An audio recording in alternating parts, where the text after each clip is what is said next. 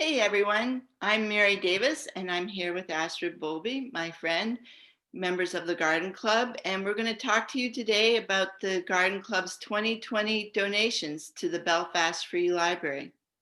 Astrid and I are honored to be the co-chairs of this important and I would say somewhat under the radar contribution to the community made possible through the hard work of the Garden Club members during their two major fundraisers, the plant sale in the spring, which this year is June 6th, and their weekly open garden tours held most Fridays in the summer.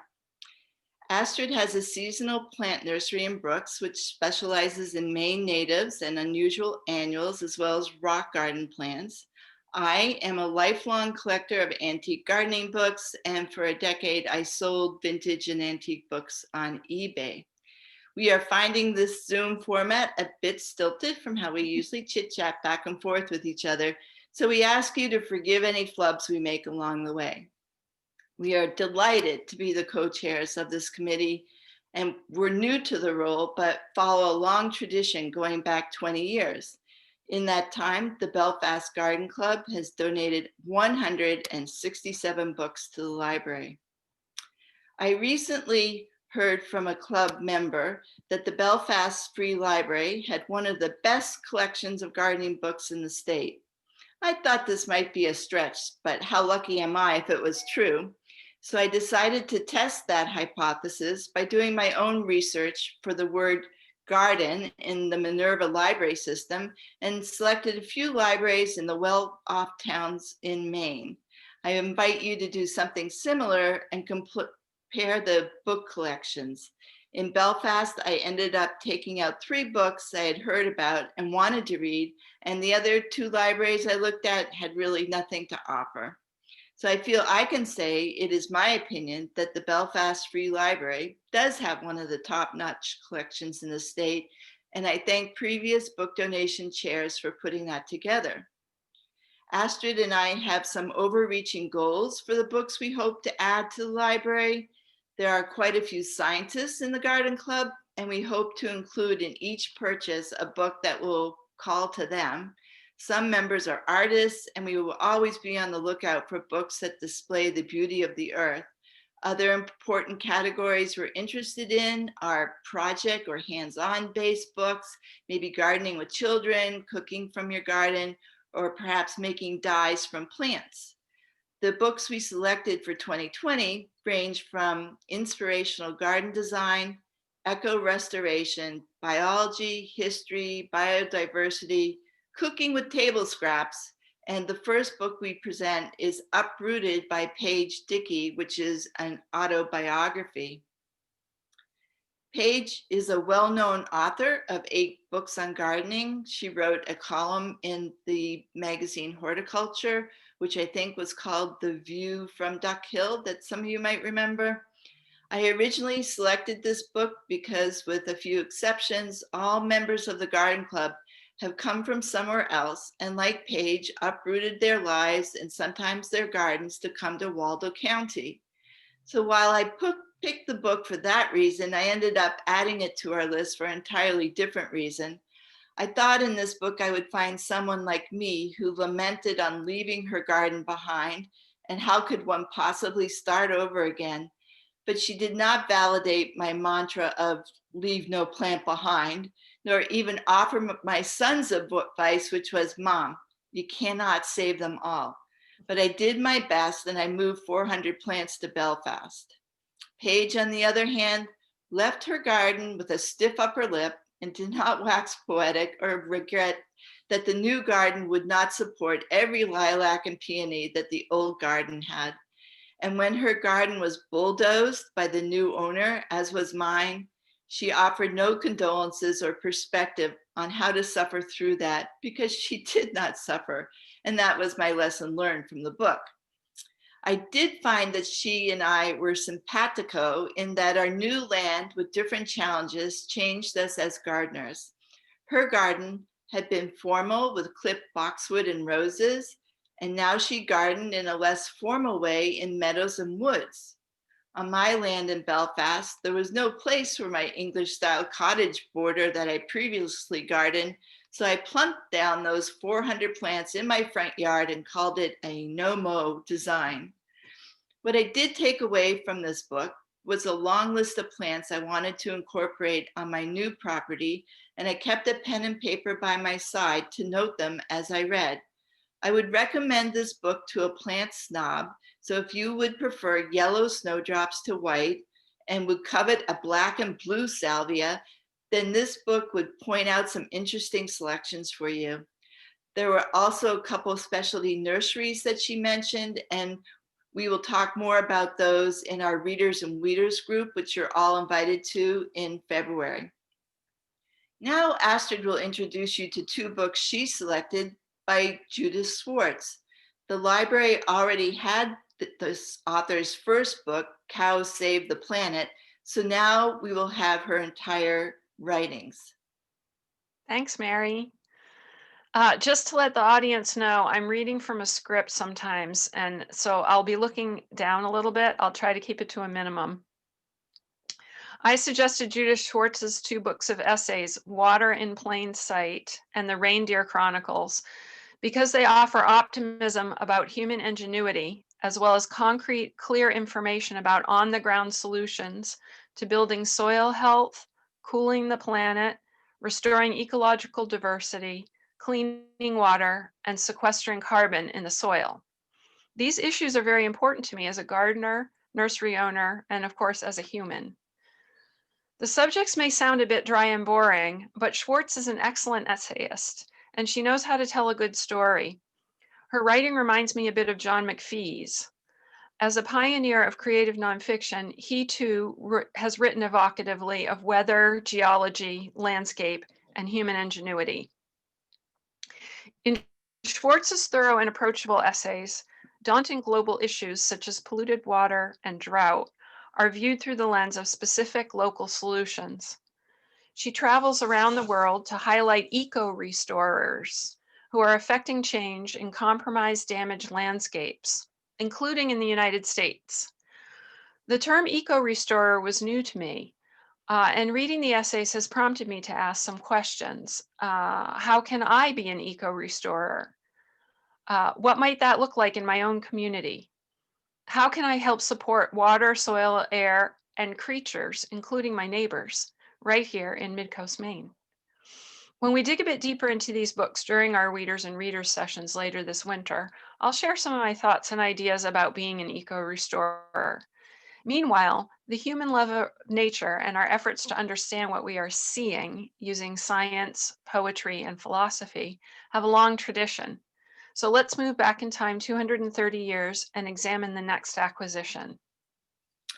Yes, The Metamorphosis of Plants by Johann Goethe was originally published in 1790 and originally in German.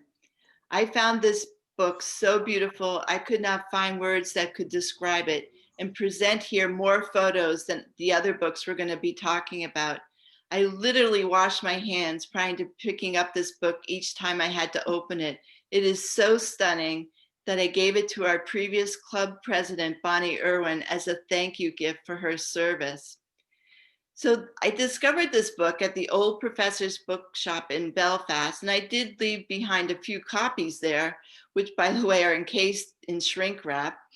But I went to Amazon to learn how other readers would convey the beauty of this book, as I found it hard to put into words. I could not give a synopsis better than this reviewer, so I'm just going to read what he said. This is a beautiful book for anyone interested in our relationship with nature. It is a book that you must own, not borrow from the library, because it needs to be read over and over again. It is similar to a meditation. The photographs are stunning and will lead you outside to your garden to look at the forms described in nature. In this day of Kindle and PDFs, you still need to touch this book. Another reviewer goes on to say, inspired by the diversity of flora Goethe found on his journey to Italy, he sought a unity of form in diverse structures, and he came to see in the leaf of the plant the germ of a plant's metamorphosis from the root and stem leaves to the calyx and corolla to pistil and stamens. This would later become known as the foliar theory. With this short book, 123 numbered paragraphs, in the matter of the great botanist Linnaeus, Goethe aimed to tell the story of botanical forms in process, to present, in effect, a motion picture of the metamorphosis of plants. While the text is scientific, it is not full of jargon and you won't lose interest. In my own simple words, this book can only be described as art meets science. In enjoying the photographs, you will learn how amazing it is to study flowers from inches away. I enjoyed the book's prompting to study my plants and flowers close up and upside down, and not just admire them from 5 feet 5 inches off the ground. I think sometimes we are so busy with chores in the garden that we don't take time to reflect on what this or that plant is doing and how it might have changed from the day before. And this book will help to assist you in that understanding. So from small to big, here is Astrid to talk about the first of our 2 children's books we purchased. And I have to say, Astrid, this is the biggest book I have ever seen. Thanks, Mary. A Big Garden was also written by a scientist with the heart of an artist, G. Clement. Excuse me. Clement is a garden designer, botanist, and entomologist. And like Goethe, he is encouraging us to get down on our hands and knees and look at things really closely. His writing is good with a few quibbles. One, for example, is the use of the pronoun he throughout to represent the gardener when they could have easily been substituted without ruining the text. And that is something that is interesting to talk about and think about, the pronouns and how they intimate who might belong in the garden and who's doing the work. So it's something that is important to me. However, when you see the illustrations, you will understand immediately why we had to get this into the library. The watercolors that are at the heart and soul of the book are by Vincent Gravé. I don't know much about him yet, but I'm looking forward to learning more. The book is 24 pages, and each spread represents a month of the year, beginning with May. I want to hold it up so you can see the size, but I forgot to bring it upstairs with me when we started recording. However, if you had a kid on one side of you and a kid on the other, and you opened the book up, it would span all 3 laps. It's really wonderful. This gives Gravé a room for a lot of detail, as you can see. Not only are the illustrations lush and charming, they are also funny.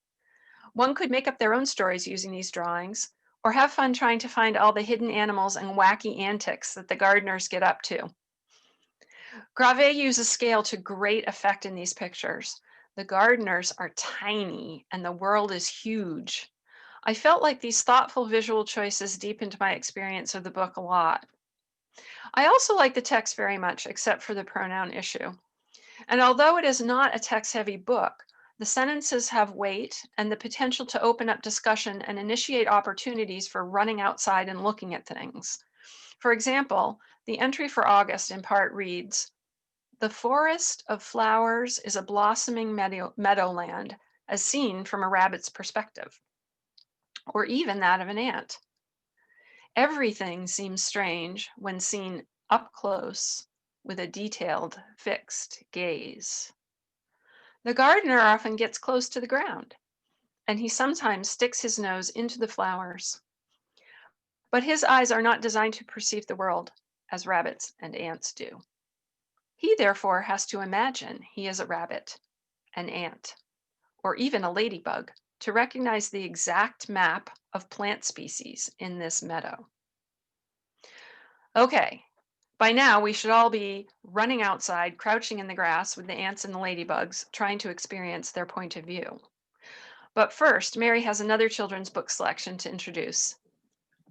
All right, so I selected this book because of the author, Julian Lennon, and I just knew the writing and the poetry would be great. And so it's called Heal the Earth by Julian Lennon. And although the format isn't as large as Astrid's book, Heal the Earth is still a nice size for Story Hour. It has the important message of loving our planet and each other, and each page has a power button which engages the children to think about the story on the page. The large illustrations bring adventure. They teach geography, care, love, and respect to our planet as well as each other. A first grade child should be able to read this book on their own and probably memorize this beautiful poem that's at the end of the book. And I think you'll hear John Lennon in this poem. It says, "There's a dream I often dream of trying to perfect a scheme to teach us all to change our ways and help the world see better days, heal the earth bright and blue, a chance for all to start anew." And now Astrid's next selection is a book that will teach adults on how to heal the earth. Thanks, Mary. Yes, and to start anew, definitely. So, Nature's Best Hope, a new approach to conservation that starts in your yard, is by Douglas Tallamy and is definitely a book about how adults can heal the earth. And there are lots of activities that children can engage in as well. At its core, this book is all about baby food. Provide the trees, shrubs, and perennials that baby insects need to eat, and you provide the bugs and caterpillars that birds need to feed their own babies. If you know you want to do something to start being the eco-restorer I referred to from the Schwartz essays, then begin with this book. It is an excellent step-by-step guide to upping the habitat in your yard, increasing biodiversity, and most importantly, it eloquently and scientifically lays out the why of each activity. And the reason why you need the why is that Tallamy is not only asking you to make some changes in your own yard, hell strip, or roadside verge, he is asking you to convince others to do it too. His project is called Homegrown National Park, and you can go to homegrownnationalpark.org and check it out. The concept is that small individual actions lead up to significant change. Did you know that 83% of the land in the United States is privately owned? If we planted native plants on just 50% of that land, we would restore the biodiversity to our country. This is huge. We are losing insect and bird populations at alarming rates. No insects means no bird food, and no insects means no pollination. No pollination means no people food either, unless we all are willing to start hand pollinating the crops that the human world needs with little tiny paintbrushes. The beauty of the concept of the Homegrown National Park is that we don't need to wait for institutions or government agencies to get with the program. Anyone with a yard, or frankly, with a big container that has holes in the bottom, can begin. We can connect all our little personal habitats into one big homegrown national park. This book makes both the scientific and emotional case for fecund diversity centered around nurturing native flora and fauna. And it lays out the steps. Here are some of them: turning off the lights at night, providing even a little water feature, planting in layers, leaving seed heads, reducing lawn, etc. What this book does not do too much of is discuss aesthetics or provide plant lists. However, there are many other excellent books that do that, like Planting in a Post-Wild World by Thomas Reindeer and Claudia West, and we're planning to get that into the collection next time. Also, the book that Mary is going to introduce next would be a good companion to Nature's Best Hope, as it discusses the mixing of natives with beloved garden favorites, as well as the aesthetics of lush, plant-centered design that is so important to increasing biodiversity in our gardens, while also offering visual beauty.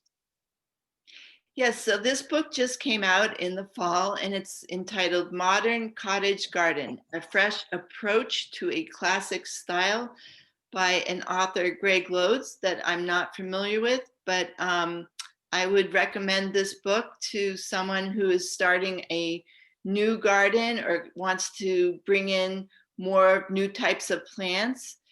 The story that a modern cottage garden tells us is that a garden can incorporate the new plants of sedges and grasses that are more eco-friendly than previously Gertrude Jekyll might have used lots of annuals in her British garden.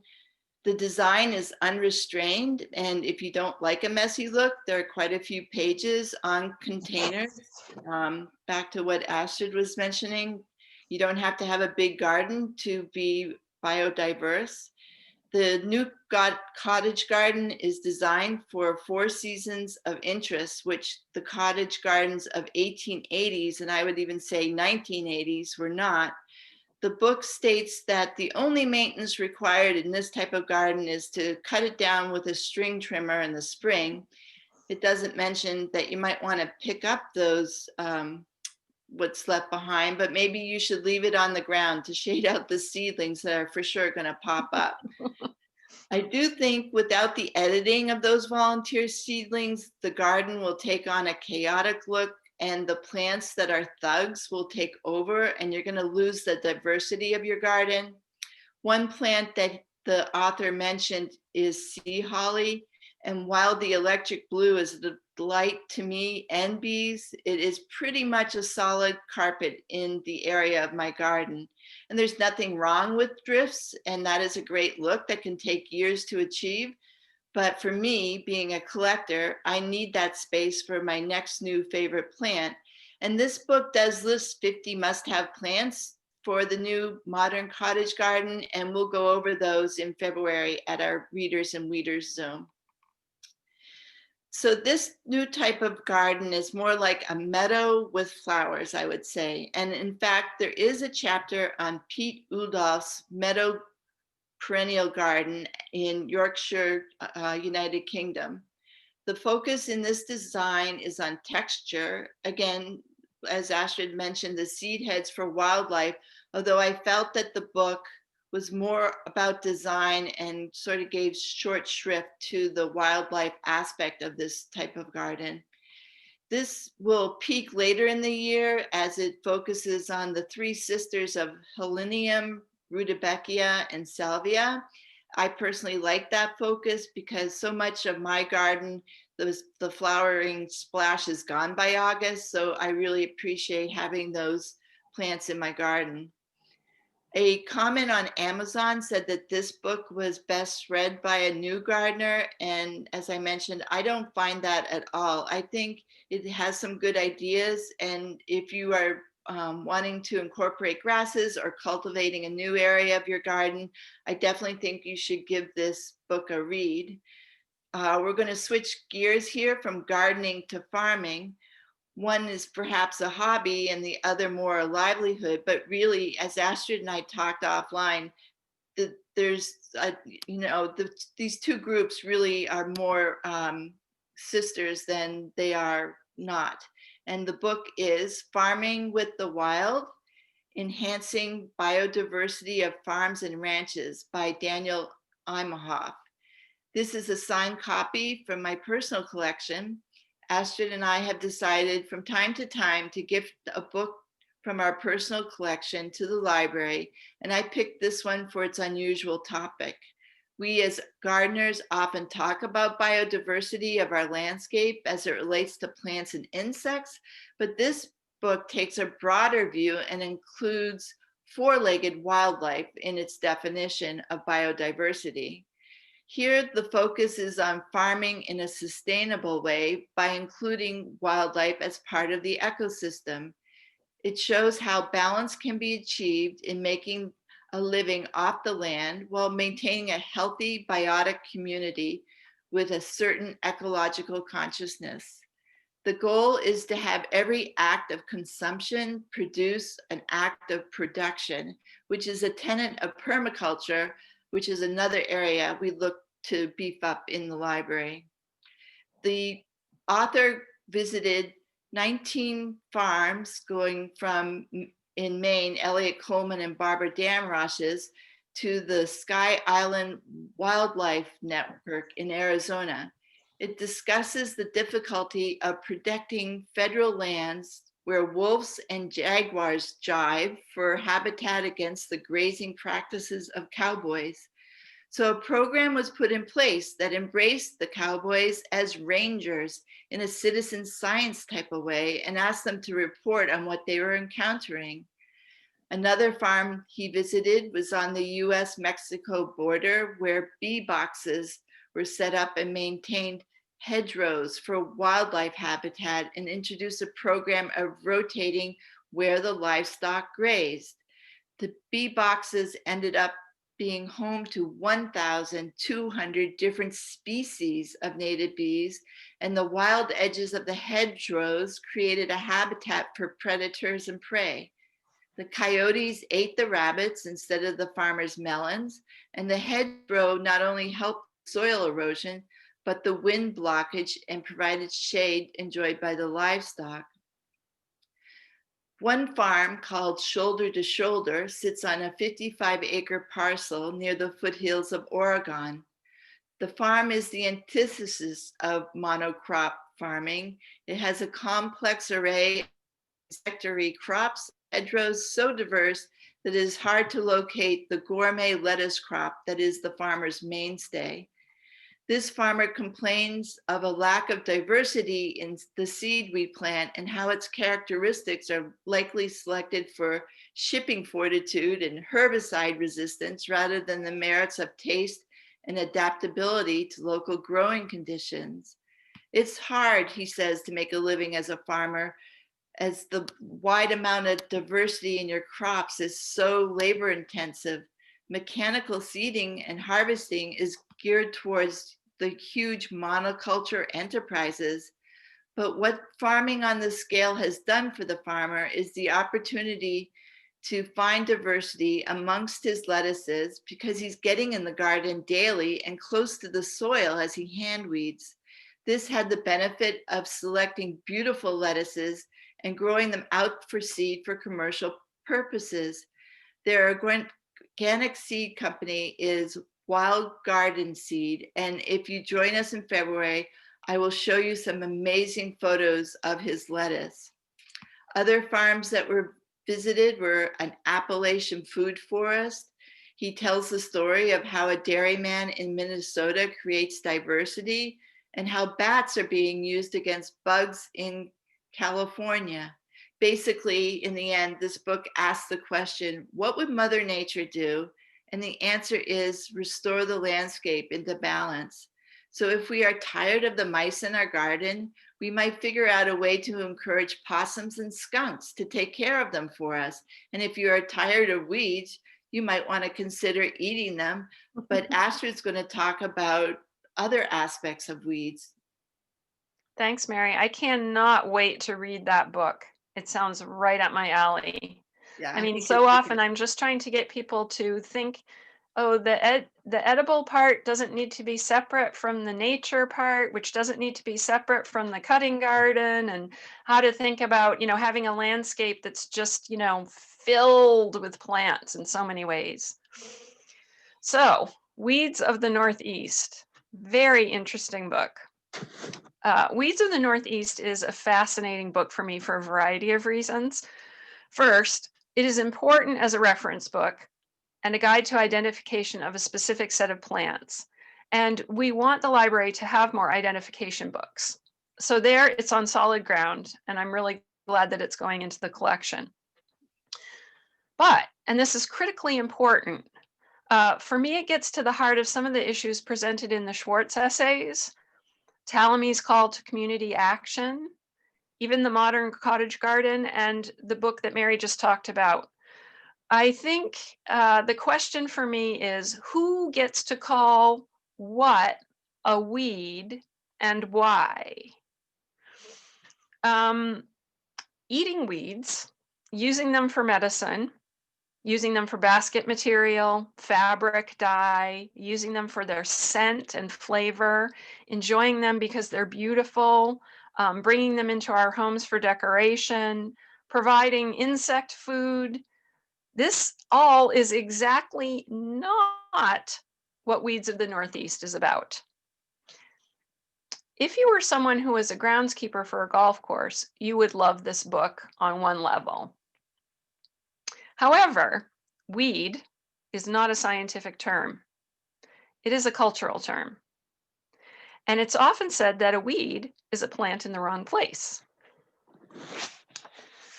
This is a very good reference book, but it was published in 1997, and I imagine if Cornell University published it today, some of these issues would be addressed in the text differently than they are in this version. Authors such as Richard Mabey from the UK have also written excellent books, giving a more rounded perspective to the plants we sometimes call weeds, and we hope to bring these into the collection as well. However, there are plants in the book that are poisonous to people or to livestock, or that are non-native and can wreak havoc where they are invasive, like Japanese knotweed. But there are also some perfectly lovely plants, like the native heath aster in the next photo. Doug Talamy and I will try to talk you into leaving this at the lawn edge, or even planting it in your decorative border. There is an entry on Bellis perennis, or English daisy, which is a low-growing, charming early bloomer you can find for sale at nurseries and garden centers early in the season. The photo of it in the book is supposed to be an indictment. However, who doesn't want a flowerful sward of little daisies flowing across an expanse of lawn in the spring? Some other plants that get the weed designation are common milkweed, little bluestem, big bluestem, wild strawberry, riverbank grape, evening primrose, and Virginia creeper. The list goes on. I sell every single one of those native plants in my native plant selection of my nursery, and they all provide bonkers ecological services. My point is that we need to think critically about what we read, appreciate the useful information a book provides, and not be fearful of asking questions. No book is the be-all and end-all of a subject, and all books have a point of view.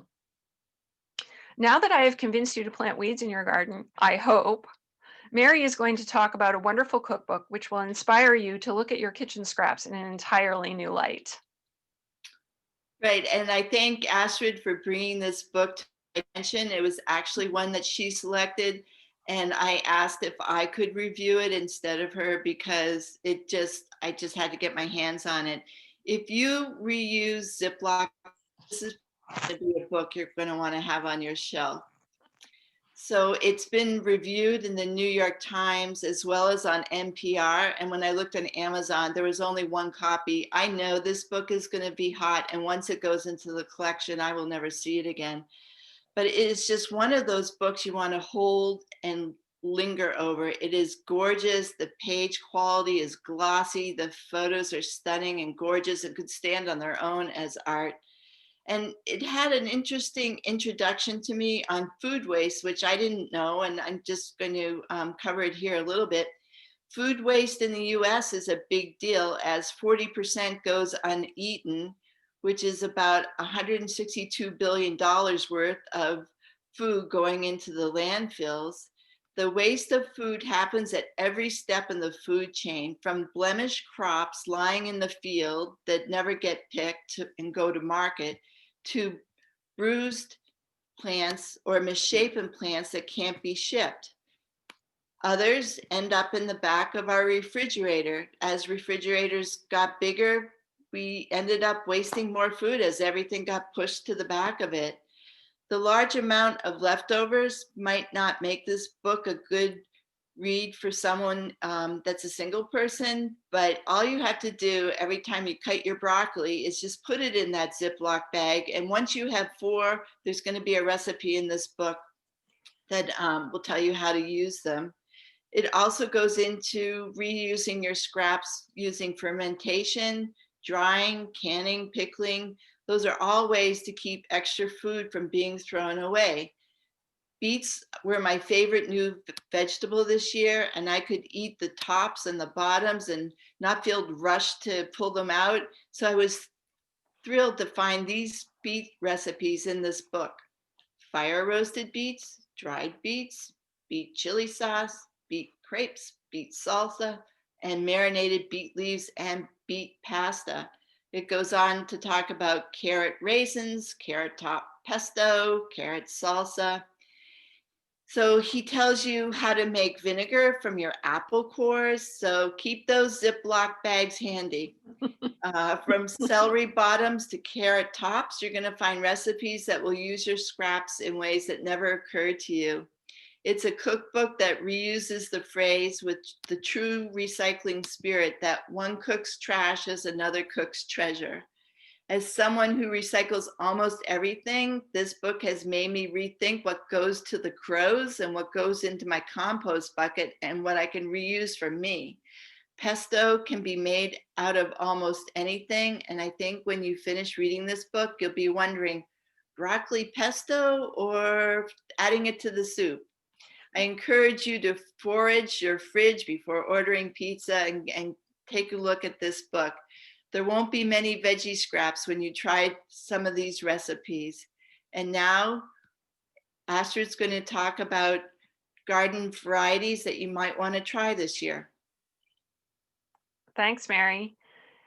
So yes, and all of the little bits and bobs left over from your main use of them can be used in the Scrap, Wilt, and Weeds book. Absolutely. Our final two books actually round out the selection in different ways. I haven't had the opportunity to read either of these books yet as they haven't arrived, but I'm looking forward to it. The first one, Nikki Jabor's Veggie Garden Remix, is by a longtime backyard farmer, podcaster, and garden writer who gardens in Nova Scotia in a zone even colder than ours. And she does it year round. I've read some of her other books and found them excellent, so I feel pretty confident in recommending this one. This book will expand your culinary repertoire, and it is a good one for even beginning gardeners, for beginning veggie farmers. And so many people last year started farming and gardening for the first time. Frankly, all of Jabor's books are clear, approachable, and inspiring for the home gardener. This one consists of 224 entries of different vegetables that you could possibly grow in your garden. It has detailed growing info, some history, a little bit of history, some fun facts about each edible plant. The photos and the way it's laid out look really great to me. Mary and I wanted to make sure that we're providing good information on the how-to end of things in the library collection, and this book fits the bill for sure. Also, if you're a more experienced farmer, but you feel in a little bit of rut with your choices, this book has something for you as well. Now, last but not least, The Incredible Journey of Plants by Stefano Mancuso. This is our final selection for the 2020 book acquisitions for the library. This book is about wonder, surprise, and stories. It is about how plants get from one place to another. It is about seed dispersal through hitchhiking, pooping, and popping. It is about coconuts traveling the ocean, elephant gardeners, and other cross-species interventions, including human ones. It is about the problems created when seed is taken away and a plant can only be propagated vegetatively. This highly recommended, well-received book was written by a plant neurobiologist. Plant neurobiology is an amazing discipline that studies how plants communicate. It's really fascinating. And we need to get a book about that for next year. So that wraps it up.